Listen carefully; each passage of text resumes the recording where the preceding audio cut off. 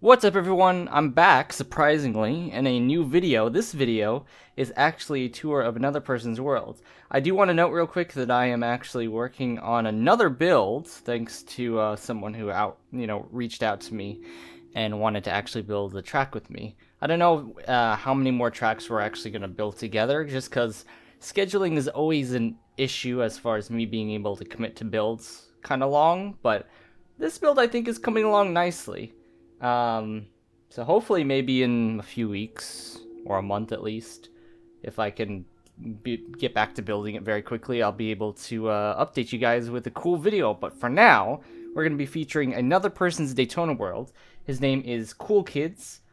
He reached out to me, I think like a week or two ago. I can't remember if it was before or after I traveled off to Watkins Glen for a few races that I had to photograph. However, he said he had a track and he wanted to show it to me, and my god, it is actually really, really cool. There's bits and pieces of the track that he said he still wants to work on, and I'll include some of the video of me and him talking back and forth, because unfortunately OBS wanted to mess around with me and slap me in the face and record his game audio and not record my audio, so you couldn't hear me speaking for the first half of the video. That is why I'm recording this little intro bit right now, flashing some of the other gameplay showing off the track to you guys while I'm talking.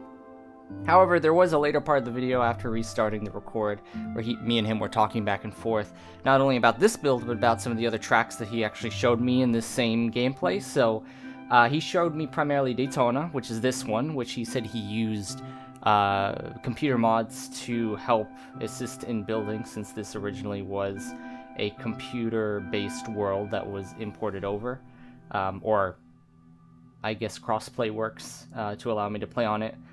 There was other packets that I did not download, I just went straight into the world, but it still shows some of the extra pieces of the original mod that allows them to put signups and other things that I honestly wish I could have done.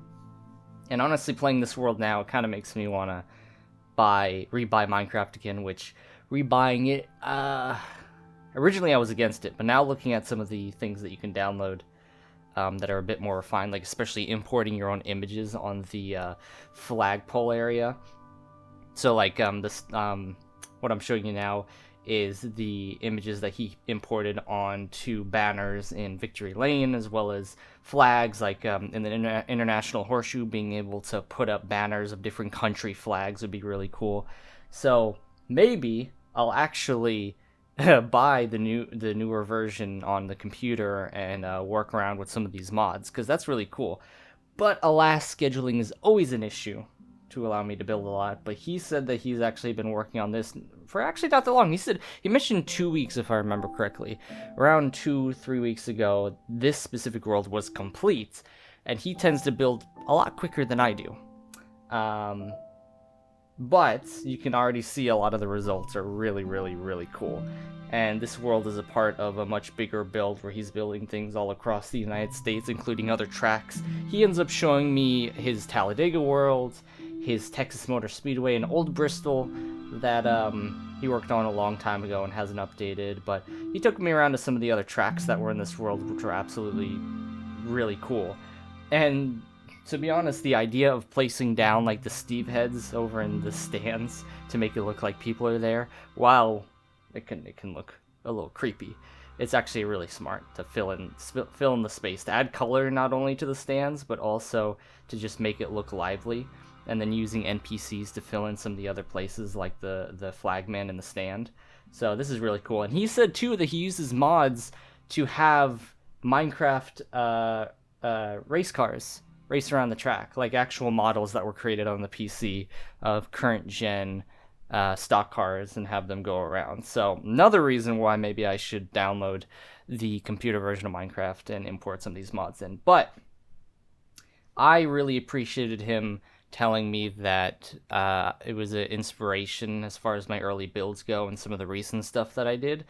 Recent, like a few years ago, but those builds kind of aided in him being able to construct this world and a few of the others. So I'm very happy to hear about that, especially if I haven't really been building. Other people are taking advantage of the newer versions of Minecraft to really build these awesome creations.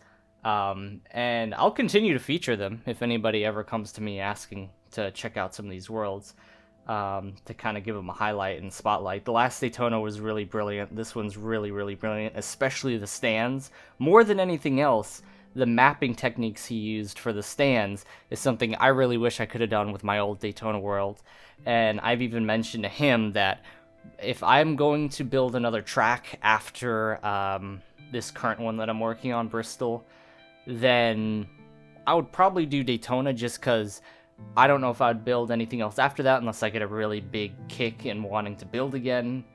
And it's like the biggest, most detailed track that I'd want to do, comparable in size to Indianapolis and Sebring and some of the others that are just massive, and really putting in the extra effort like he did here with the stands, specifically the Daytona Rising stands. The back side of them looks really, really awesome, and the inside suites that he detailed. Now, some of it, he told me, was like creative liberties because he couldn't find the exact mappings of what like the inside of the buildings look like, but it's still really cool, especially when you get to walk in, walk up the stairs, look through the glass. And I even mentioned that, I mentioned to him that when you can go around like a Minecraft creation, and it gives you a sense of being there, all the memories you've had since I've been to this track countless amounts of times, all around it, you know, except for the suites. I've pretty much been to almost all parts of this track except for the main suites on the tri-oval. When I can get like memory flashbacks from being there and a really cool feeling about that, that's really good craftsmanship on the building side. So hope you guys enjoy, and again, I'll include some of the other conversations we talked about when we visited the other worlds, because that audio actually did survive. And I hope you guys enjoy this build, and you can definitely message him if you want to take a tour around some of his other builds. He's still going to be building. He said he's still going to be building, so if you want to, you can keep updated with him, and then stay tuned on my side. I'll give an update in the future once I get close to finishing Bristol. Progress is being made, but it's still going to be a hot second, so I'll let you guys know once that's done. But I hope you guys enjoy the rest of this video, and I will see you next time. Like, when a track can bring back memories, whenever I've been here so often. I've been to this track more than any other racetrack that I've ever been to. I've been born on this track before, but pre Daytona Rising, when NASCAR used to have the Car of Tomorrows, all the way up to when they started building Daytona Rising, Rolex 24s from 2015, 16, 17, 18, 19, 20, and this year. So I've kind of gotten very familiar and used to most of the facets of the track. Especially with how they've changed things around to just give it a modern kind of feel. Yeah. So when a build like gives you those memories, it's a really good build. Yeah, when I actually looked at it, I saw so many things I've never seen with my old Daytona builds. I actually found like in some areas on the roof there's like restaurants and stuff in the back, and then there's like a little, I guess like a lobby. There's some chairs. Yeah, I've never actually been in the main suite before, on the main stretch, this one over here. I've never been inside of it. I've been most of the other parts of the stands in and around it, as well as the top level, but I've never actually been inside of it. Yeah. I would like to at some point, but when I was because I built, I think, Daytona Rising when they were still building it, so I didn't exactly have a lot of access to how it would look. And my old young brain, who didn't know how to build anything properly, didn't exactly build the stands as detailed as this, or as accurately. That's why I would like, if I'm gonna build another track after Bristol, it's probably gonna be a redo of Daytona, just because I don't know if I'm gonna build any more after that. But Daytona is something that would be like massive and highly detailed. But in the classic way of building, it just takes a lot of time. And I'm busy. I don't jump on Minecraft as often as I did when I would be able to do it every single day after school, and then spend hours just molding things and building things. So, but this is really cool. So thank you for reaching out to have me kind of tour around this, because it's really, really cool. No problem.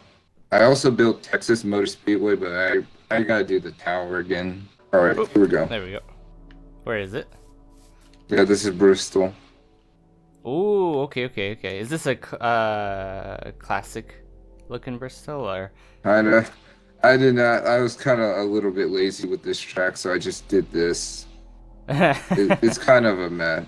When was this one built versus that Daytona was finished? That's like the Bristol. It's actually pretty old. It was on my old world, but the Daytona, that one's like a few weeks old. I built that like 2 weeks Jeez. ago, pretty much. Really? Jeez. Yeah, I just built that.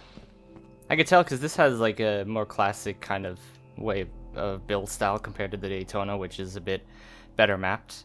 One of the other tracks I was thinking of was, I think I started working on Texas in my other world, and I immediately like went away from it, and then got pushed to build Bristol.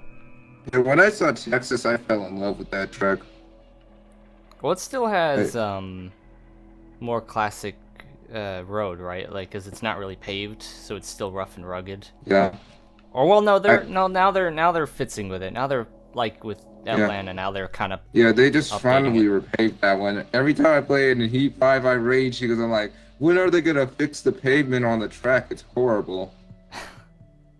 Well, but there's some charm to it. Like I've never really played too many of the current NASCAR games, but I've tried out the trials, and I actually really loved Atlanta and Texas, surprisingly. Like the rough road, once I got used to how the cars drive, I'm like, I'm enjoying this. And Texas in Project Cars 2 is fun too. Like racing there's the cars tower I around have it. to redo. This one on the back? Exit 2. What's that behind it? That's an airport. Yeah, in front of the grandstands, there's actually like Dallas, Texas, because this is, you already know, it's in Dallas and Fort Worth. The only Texas racetrack I've been to is Coda, and that was a month and a half or 2 months ago. Yeah, I still have to do some road courses.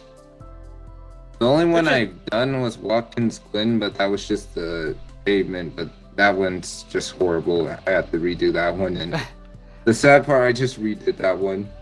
Well, My original was just too thin. Watkins Glen is difficult because it's very hilly, so like building it with that elevation in mind is like nightmare. Yeah, I just wanna go bowling at the Glen. That's all I really want to do. I've actually worked on some real working bowling alleys. All right, here we go. I just redid the grandstands recently.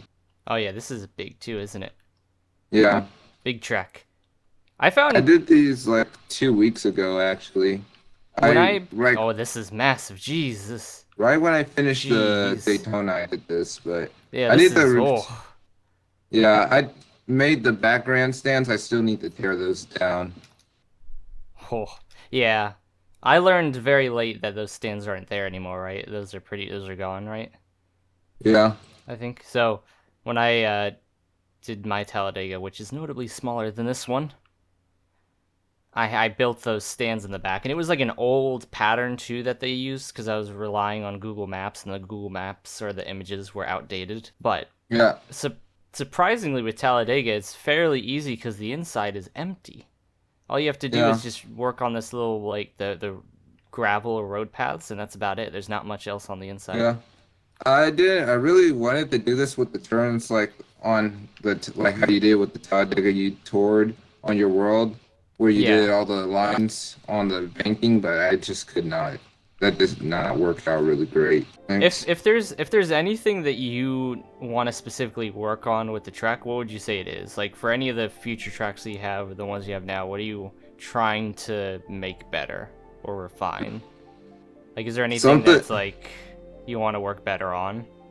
Something I definitely want to work better on is Vegas Motor Speedway. I kind of want to make the angles with the garages. Thanks for coming on. No, you're good. Yeah, you're good. This is a cool track. Yeah. If you do want to see my old Daytonas, my channel is Razor Wallet.